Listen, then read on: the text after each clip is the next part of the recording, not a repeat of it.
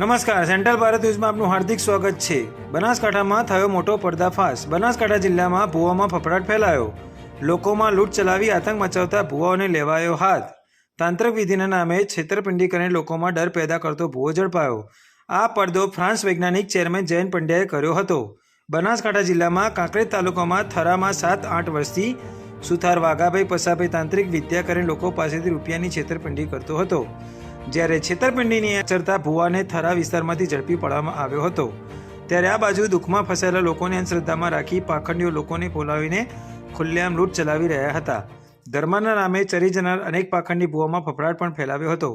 વિકલાંગ ભુવા વાઘાભાઈ પસાભાઈને થરા પોલીસ સ્ટેશનમાં લાવી આગળની કાર્યવાહી હાથ ધરવામાં આવી। થરા ગામમાં ઝાપટપુરા વિસ્તારની અંદર છેલ્લા 8 વર્ષથી દોરા ધાગા, મંત્રતંત્ર, લોકોના દુઃખ દર્દ મટાડવા, અસાધ્ય રોગ મટાડવાનું કામ કરનાર ભુવા વાઘાભાઈ પસાભાઈ સુથાર કે જેઓની ધતિંગ લીલા, કપટ લીલા વિજ્ઞાન જાથાએ થરા પોલીસ સ્ટેશનની મદદથી 1260મો પર્દાફાશ કરેલો છે।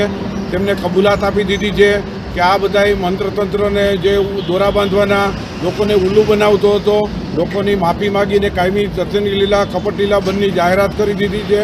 અને આ પ્રકરણ છે જે છેતરપિંડીનું શારીરિક, માનસિક, આર્થિક શોષણનું જે પ્રવૃત્તિ હતી એ કાયમી ધોરણે જાથાએ થરા પોલીસ સ્ટેશનની મદદથી બંધ કરાવેલ છે।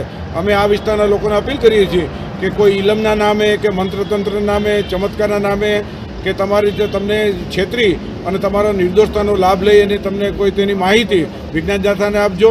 અને કોઈ પણ વ્યક્તિ છે એ વિજ્ઞાન અભિગમ રાખે અને પુરુષાર્થ રાખે, આવા ભુવા ફકીર મુંજાવરથી દૂર રહે તેવી પણ અપીલ કરવામાં આવે છે।